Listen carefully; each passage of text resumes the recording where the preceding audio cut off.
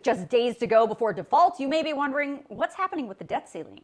Well, tomorrow's meeting between the House and Senate leaders and the White House just got postponed. But there is some progress to tell you about. So before I tell you about that, you need to know today, Treasury Secretary Janet Yellen issued another dire warning saying if the U.S. defaults on its debt, it would cause an economic and financial catastrophe. The Treasury Secretary says a default on U.S. debt could come as soon as June 1st for the first time in U.S. history if Congress doesn't raise or suspend the debt ceiling. Again, raising or suspending the debt ceiling does not give Congress a blank check to just go out on a spending spree. It only allows the Treasury Department to borrow what it needs to pay the bills that Congress already spent.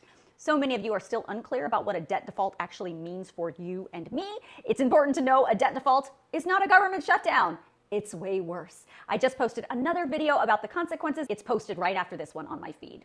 So now, let me tell you where we are with negotiations. The staffs of the Big Four, House Speaker Kevin McCarthy, House Minority Leader Hakeem Jeffries, Senate Majority Leader Chuck Schumer, and Senate Minority Leader Mitch McConnell, and representatives from the White House have been meeting since Tuesday.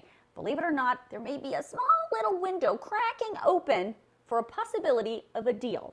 The White House representatives have been discussing dozens of categories of potential spending cuts in the budget. Now, that's exactly what Republicans ultimately want, spending cuts. But like in any negotiation, they are not going to get everything they want. But it seems through these negotiations, there are some places where Democrats and Republicans can come together. Places like capping future spending, permitting reform, and clawing back some unused COVID-19 money. However, the White House has also issued red lines of what they will not cut. That includes things like any aspect of the Inflation Reduction Act, which includes those green energy tax credits and billions of dollars for the IRS. They will not allow the defunding of the student loan forgiveness program, even though that program is still held up by the Supreme Court. We still don't have an answer on that.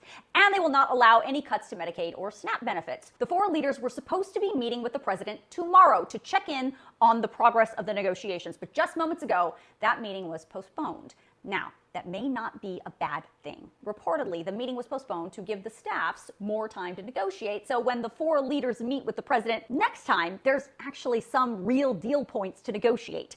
That meeting could be rescheduled for early next week. Now, this is not over, but time is ticking. There are only a few working days left before the U.S. could default on its debt.